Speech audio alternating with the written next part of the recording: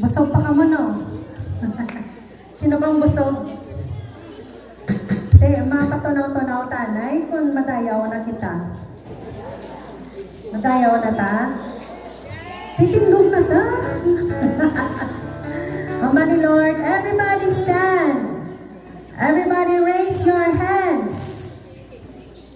Ay, palakpakan ta si Yahweh El Shaddai. Hallelujah. Glory to God. Ang ginapag-start, na-recall ko ang tema pala. Do gin-stab ang heart ko blahaw kay siyempre nagsabat si Jesus sa ila sa pagkamatuod kung maghipos sila ang mga bato amo ang magasingit sa pagdayaw. Sukot ka muna. Masukot ka muna. Tingin ba nila kasabat ka? Amo na lang ginabata sa kanta, hanggat may himig, hanggat may tinig, ako ay aawit sa ating Diyos. Amen.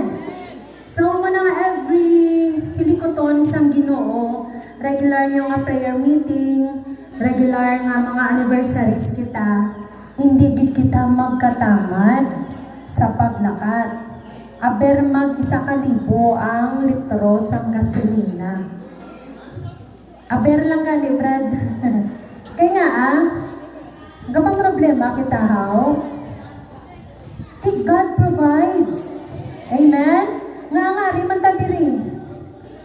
Mas kita 100 pila na litro, 25, 24, nga nakalabot kita diri. If there's a will, there's a way. Pag may gusto, may paraan. Pag ayaw, may sila na nakabalo kung ano Hindi na nato na yung pagilabtan. Ang ato niya nga, ato pangon, subong niya nga kita nagsabat sa panawagan sa aton Diyos. Amen? And we believe with all our hearts that all things are possible with God. Amen. Palakpakan si Yahweh El Shaddai. Hallelujah! Everybody shout, praise the Lord! Praise the Lord! Wala ko kabati. Dahil natin, kado ka todo sa gitara mo. Gusto ko mabatian ang inyong mga tingog nga busog. Busog ha? Tanan matagoro ng kaon. Okay, taas mga kamot. Sige, everybody shout, praise the Lord! Praise the Lord! Hallelujah! Hallelujah! Glory to God! Glory to God! Palapakan sa pagkas kong si Yahweh El Shaddai. Makakanal ang mga inaapi! Woo! Hallelujah! Itaas ang kamay ng mga inaapi! Sabi ng Diyos, makakanal ang lahat ng mga inaapi! Amen! Sapagkat si Yahweh El Shaddai ang ating kakapi! Makakanal ang mga inaapi! Sapagkat si El Shaddai ang kakapi! Amen! Makakanal ang mga inaapi!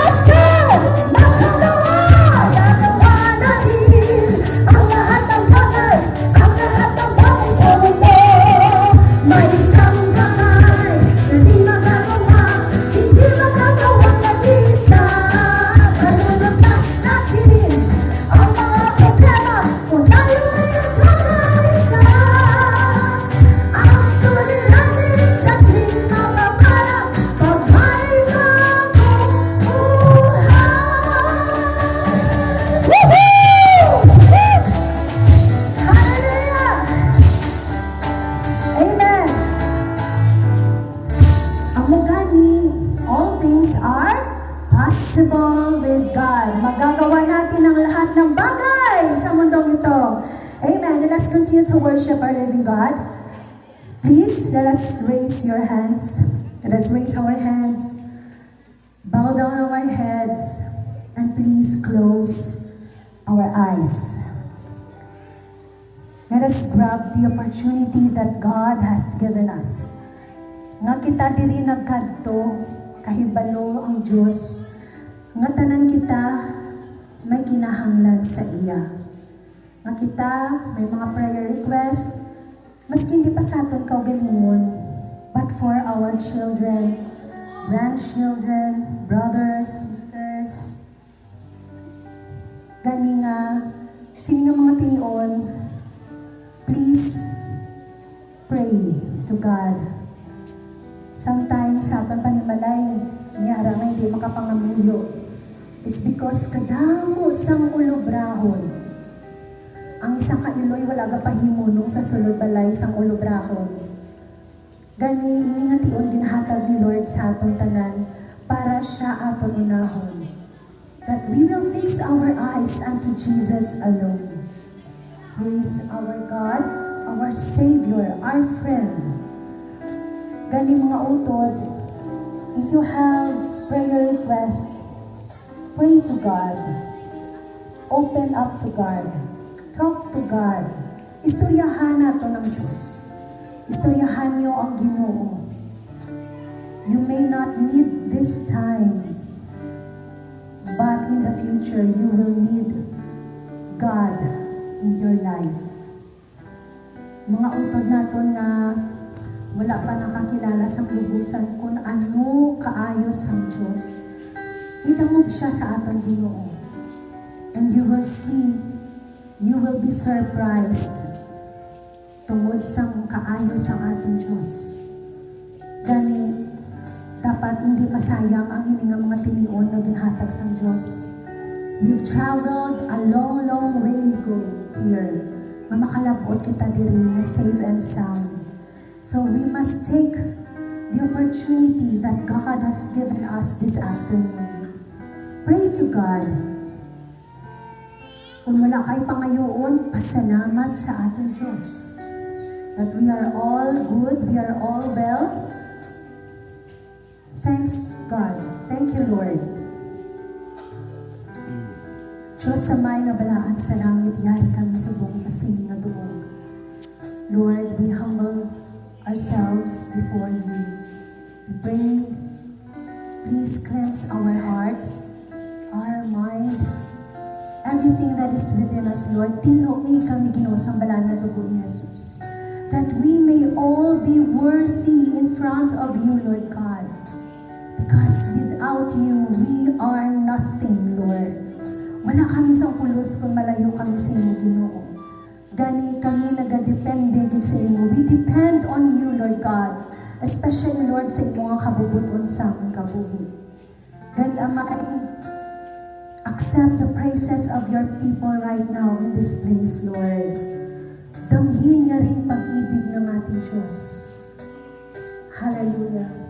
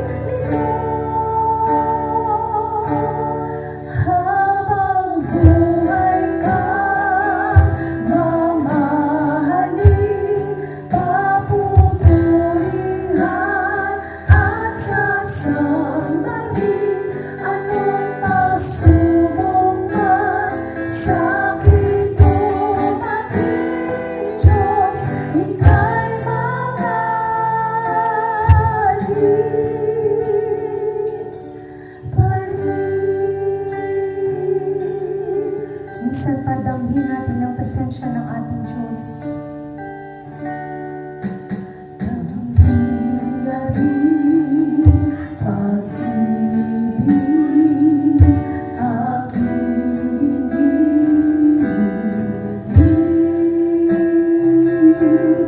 Sa puso ko ay sumibig.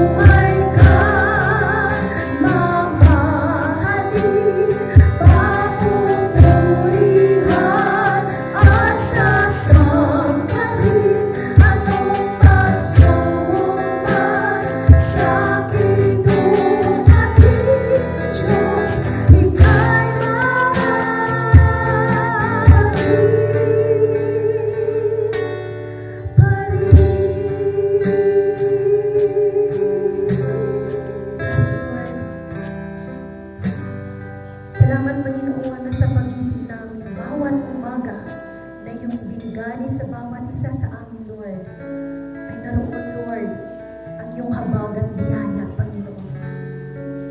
Pagising sa umaga, ikaw ang nakikita namin, Panginoon. Hallelujah. Pagising sa umaga, ikaw ang nakikita. Ngiti ng langit ay anong ganda.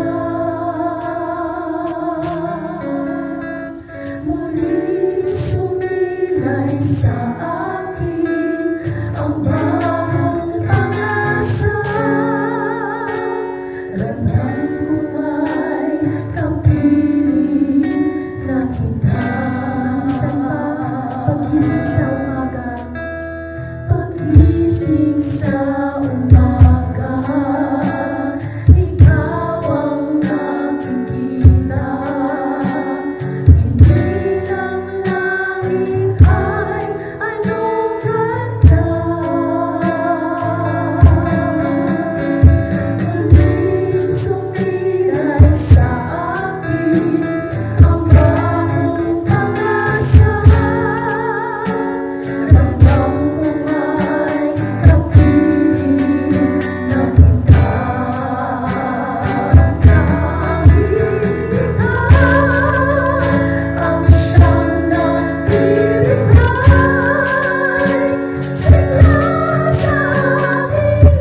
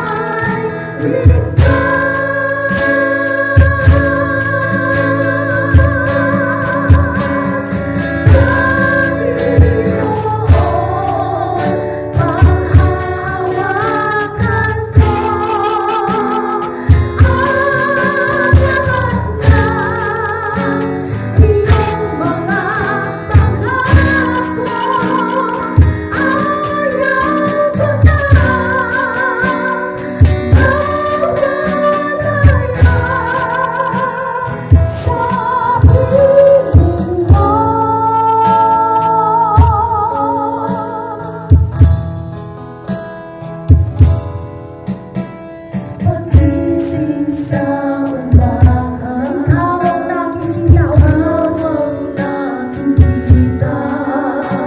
Hindi ng langit ay anong ganda. Muling sumilay sa akin, Panginoon. Muling sumilay sa akin bagong pag-asa. Ramdam ko nga'y kapiling. Dahil ka lamang, Diyos. Dahil ikaw ang siyang nagtilikay, sigla sa aking buhay.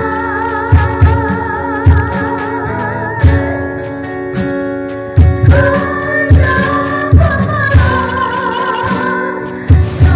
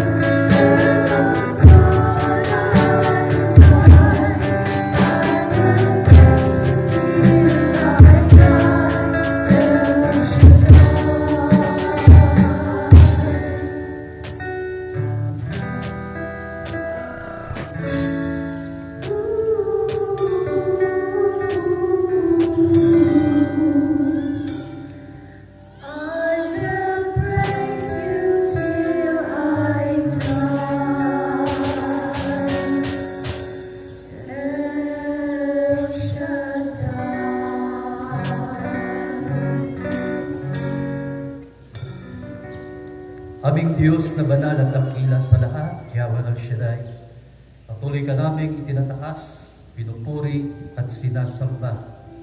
Muli sa dakilang ngalan ng aming Panginoong Hesukristo, ang tagapagligtas, amin pong isinasamo na nawa patuloy mong hayaan na ang dakong ito, O Diyos, ay lutuban ng iyong kapangyarihan. Hayaan mo ng banal na Espiritu ang patuloy na kumilos sa aming kalagitnaan at iniwala po kami ang hindi magagawa ng tao ay magagawa ng banal na Espiritu. Sa iyo ay walang mahirap, walang imposible. Anuman ang mga kaganapan sa mundong ito, naniniwala po kami may dakila at magandang plano ka para sa lahat. Ang nais mo, Panginoon, na patuloy kami na sa iyo'y maglilingkod, na patuloy ka naming sambahin, na patuloy ka naming purihin, na patuloy naming ipagkaloob ang buong lakas, buong kaluluwa sa paglilingkod sa iyo. Ama, inaangkin namin na muli ay iyong iparanas ang iyong kapangyarihan, na sa dakong ito ay muling masaksihan ng lahat, O Diyos, na Ikaw ang Diyos na buhay at makapangyarihan sa lahat. Magagawa mo ang lahat, Panginoon. At sa iyo, Ama, aming ibinibigay ang aming papuri, ang aming pagsamba. Muli kang mangungusap sa pamagitan ng iyong mga salita. Muli mong kausapin ang bawat isa sa amin, anumang katatayuan namin sa buhay. Wala po kaming may pagmalaki sa iyong harapan, sapagkat kami ay narito dahil sa iyong masaganang habang. Sa iyo po namin ibinabalik lahat ng papuri at parangal. Ito po ang aming sako at dalangin sa ngalan ng aming Panginoong Hesus, sa tulong ng banal na Espiritu, sa ngalan ng Ama, Anak at Espiritu Santo. Amen and Amen. Praise the Lord! Hallelujah! Purihin ang Diyos! Glory to God! Ihatag natin sa Ginoo ang mapasko ng palakpak. Glory to God! Glory to Jesus! Kag mga utod, updatein niyo ako sa pagbasa, pagi sa inyo pagpamati, kag sa pagbukas ang iyong tagipusoon, aton pamalandugan ang pulong sang Ginoo, ang Ebanghelyo suno kay San Lucas, Kapitulo 19. Magasugod kita sa versikulo 28, tugtog versikulo 40.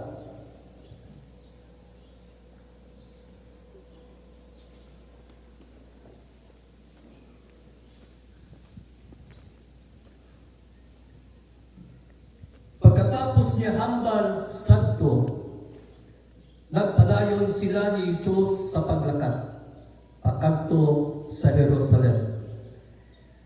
Sa malapit na sila sa mga baryo sa Bethphage kag Betania, sa bukid nga ginatawag bukid sa mga olibo, ginpauna ni Jesus ang duha sang iya mga sumulunod. Nagsiling siya sa ila, mag-una kamo dito sa sunod na baryo.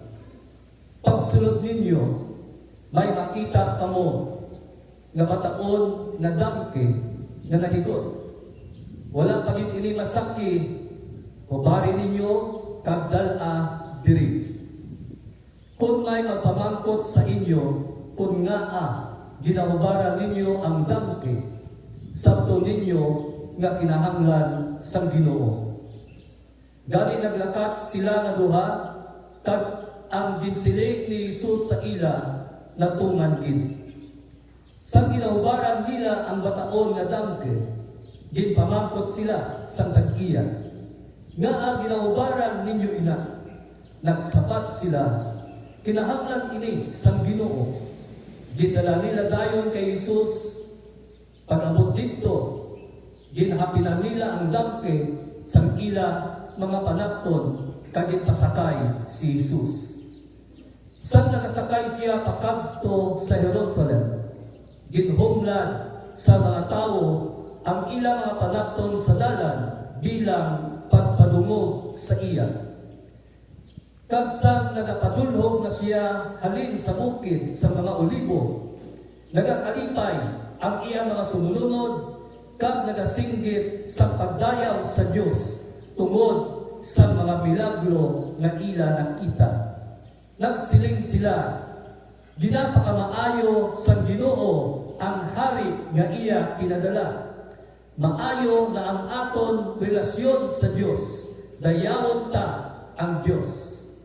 Sa kadam-an, may mga Parisiyo nga nagsiling kay Jesus, manunudlo, pahipusa ang imo mga sumulunod.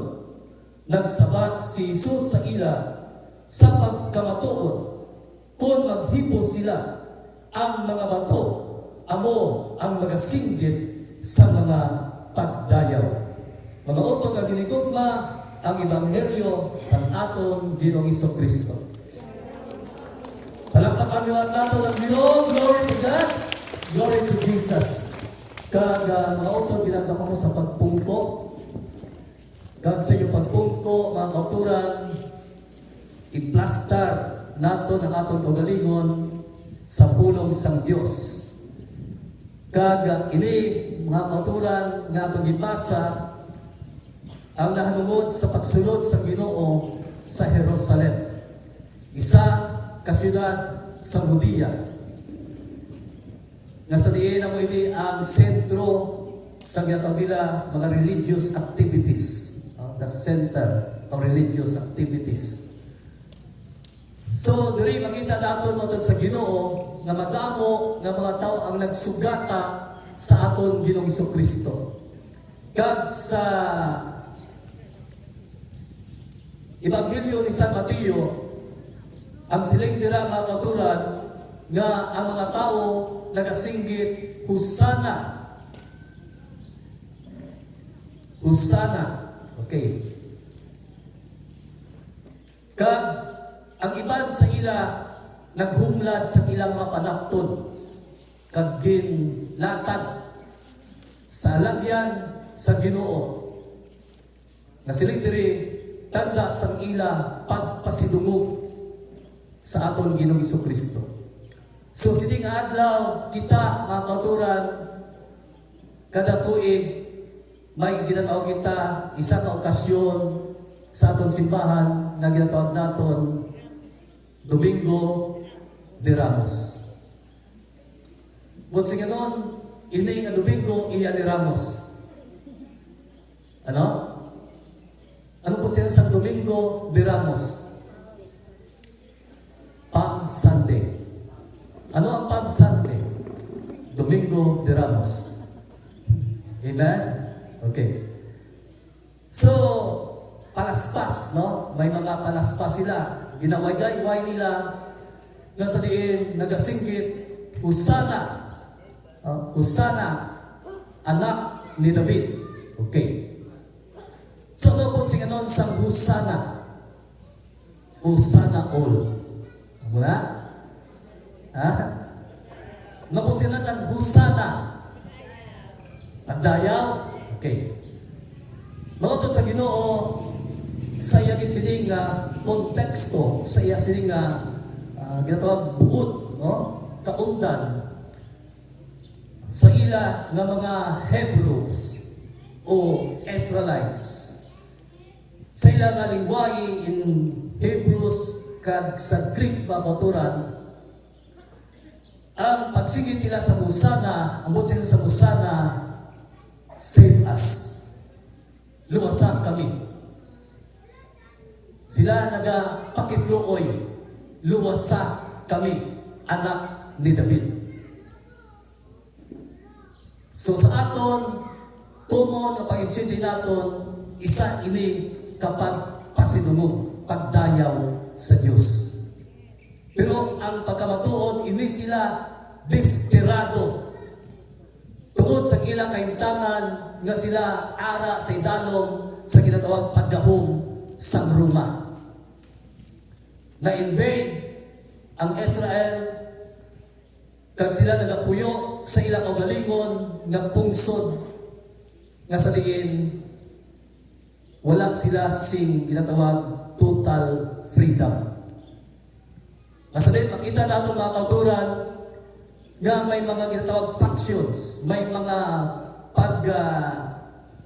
bahagi, pagkakampi-kampi, may mga grupo sa mga Parisiyo, may mga grupo sa mga Sadusiyo. Ang mga Parisiyo nagapati nga may pagkabanhaw. Ang mga Sadusiyo wala nagapati sa pagkabanhaw. May mga grupo sa mga maalamon na mga tao, mga eskriba. May mga tao nga sa mga kauturan nagaserbisyo hindi para sa Israel kundi para sa Roma. Nga ining mga tao nga ginatawag para sa iban nga mga Hudyo, ang pagtanaw nila manubok nga sahi sa mga Hudyo, ining mga tax collectors. Kaya para sa ila, ining mga tax collectors nagaserbisyo sa Roma. Ginakuhaan sila buhis para ihatag sa Roma. Kaya sila nasa idalom sa agahom sa Roma. So sila mga kauturan madugay nga nagapangayo sa bulig sa Dios nga magpadala ang Dios sa deliverer, Messiah, Savior, nga sila kwaon sa sinakataimtangan bilang mga tao nga nagakabuhi nga miserable. Nga ang mga malapit lang sa luwag, amo ang nagauswag. Ini mga publikano, ini mga tax collectors, tungod sila nagaserbisyo sa Roma, sila ang nagamangkaranon. Pero ang mga commoners, ang mga common people, sila naga-antos. Tinuotod sa Ginoo muning ilang nasinggitan kay abi nila si Kristo nagkari nga sila hilwayon sa pagahom sa Roma. Nga si Kristo magapatindog sa iya ginarian diri sa luta isa kadako nga palasyo nga madamo sa mga hangaway nga may mga sophisticated nga mga armas nga atakihon ang Roma.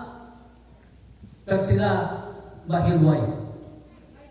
Pero maotod sa Ginoo, sa bulihi, makita naton nga ini mismo nga mga tao, almost of them, nga nagsingkit, Hosanna in the highest. Sila man ang nagsingkit, ilansang siya sa krus.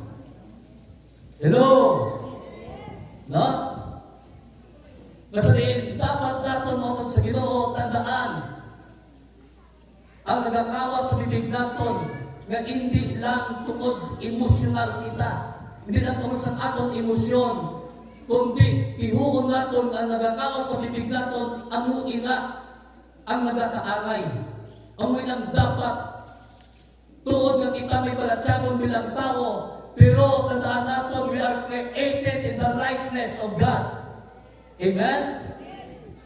Bisan pa nung imuon sa dyablo, do makita nangin ulipon sa dyablo tungod sa sala, pero mo sa Ginoo nagkari si Kristo nga sa niya, for this cause I came to destroy the works of Satan. Amen. He came to destroy the works of Satan. Nga palayain ang tao sa gapos sa demonyo o sa dyablo. Then Jesus nag-teach si Jesus about the Word of God, about the Gospel. The Gospel nga nagapahayag sa Kingdom of God. Kasi ni Kristo, ang Kingdom of God, hindi kaangay sa Kingdom na makita diri sa duta. Kaya siling ni Pablo, for the Kingdom of God is not of meat or drinks, but the Kingdom of God is of righteousness, peace, and joy in the Holy Ghost. ang muling ginarian sa Diyos. So sa ni Kristo sa pagkamatuod, ang ginarian sa Diyos ara na sa inyo. Nasa diin ang ginarian sa Diyos? Ari sa aton kaugalingon. Amen? Kaya sila ni Pablo, tandaan ninyo, ang inyo lawas, your bodies, is the temple of the Holy Spirit. Templo sa Espiritu Santo. So, ari mo ito sa ginanakari si Kristo. Ang good ipahayag, ang kamaturan sa niya, I am the way, the truth, and the life. Kasi niya, ang kamaturan, among magahinway sa aton.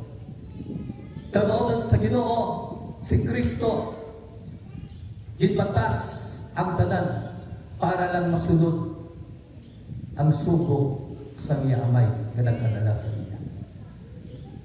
He sacrificed, in-offer niya niya kagalingon. Though, yamaton si Kristo, nagkatawang tao, naging tao na incarnate, no? Naging flesh. As in that the Word became flesh and dwelt among us. So nagpuyo siya sa tunga sa katawhan bilang tao, nag-upod sa mga tao. Dahil sa Ginoo, makita natin na si Jesus Christ, ang silingman sa Book of Hebrews, doon siya tao, kaamay naton, gin sulay, nag-agi sa mga temptations, sa mga pagsulay, mga pagsubok, apang matod sa Ginoo, si Kristo, gin-fix niya mismo ang iya isipan sa misyon na ginhatag sa iya amay. Nang siling niya, saan siya nag-pray sa Garden of Gethsemane. Ya Father, kung pwede lang, ilikaw sa akon, kuha ang ining kupa sa kasakit. Eh nakita ni Kristo, samtang nag-pray siya, nagatulong niya balhas. Kag ang balhas na nagatulong, hindi tubig, kundi dugo. Ang balas niya dugo. Some medical experts says nga ini rare cases nga matabo siya sa katao nga nagabalhas dugo. Matabo lang ini kung ang tao nasa intense pain. Ang iya mind, ang iya soul, ang iya kapupusan, nagabatyag sa sakit. Ang ato nabatyag, sakit lang isang atlas. Amen. Ang nabatyagan ni Kristo, sakit, tuman ka sakit, kabukusan, spirit, soul, and body. Pero ginbatas ini sa Ginoo para kita maluwas. Then, matag sa Ginoo, gintuluan niya ang mga tao. Come, all of you who are weary, kamu nga napudlayan, kamu nga napugatan, palapit kamu sa akon, and I will give you rest. Amen? Sa Diyos kita magpalapit. Kung kita napudlayan, kung kita napugatan, unahon ta, palapitan ang Diyos. Ang saling sa Diyos, I will give you rest. So, matang sa Ginoo, nakita natin diri ang pagsunod niya sa Jerusalem.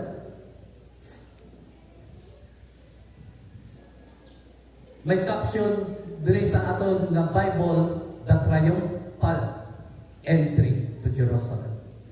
Ang madinalagon nga pagsulod ni Kristo sa Jerusalem.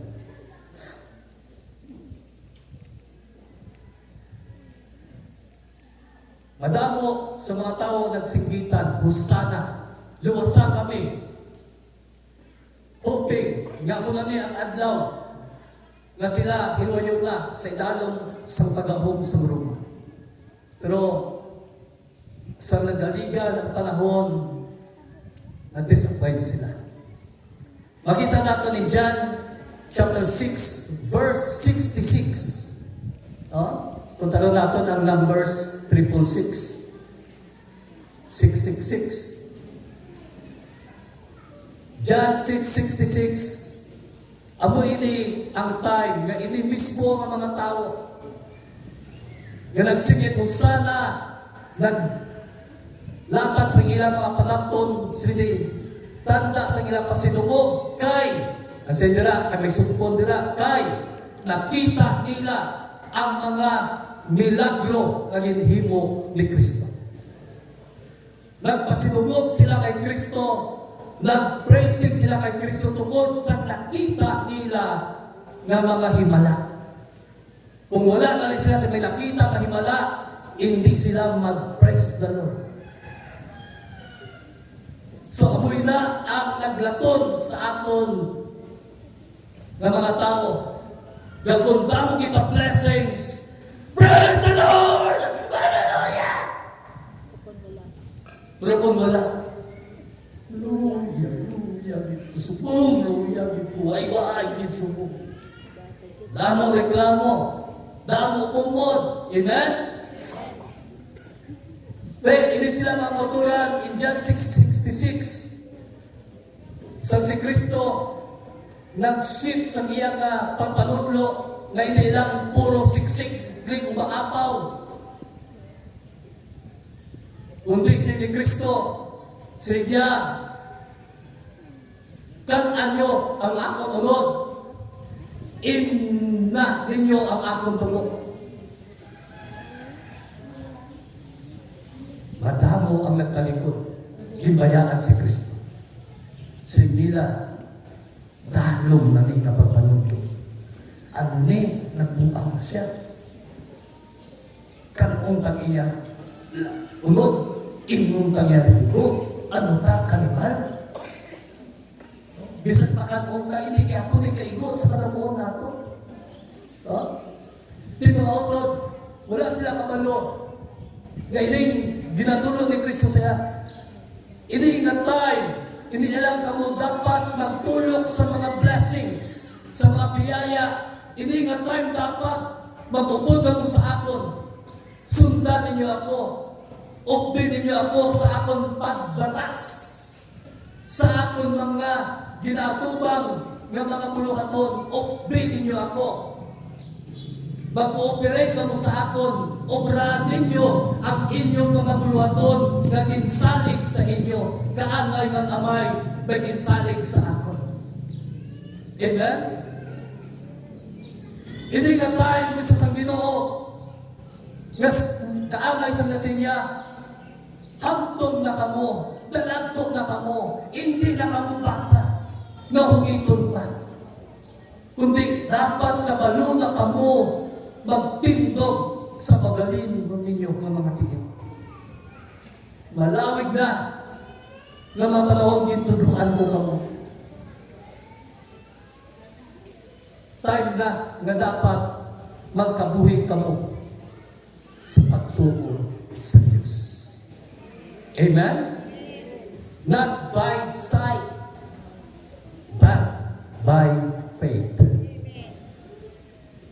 So, mga utos sa Ginoo, makadto kita sa siling sa mga Parisiyo. Ang pula sa mga Parisiyo, sa hindi may mga Parisiyo dito. Yung nagsiling sa Ginoo, manungudlo, pahipusa sila. In Matthew, mga katuran, ang siling nila in Matthew, ang mixing synoptic, no? In Matthew, Luke, and Mark, wala ni sa John, okay. In Matthew 21, verse 15 and 16, ang mabasahan natin mga katuran in Matthew 21, verse 15 and 16, when the chief priests and the scribes saw the amazing miracles he performed, and the children shouting in the temple.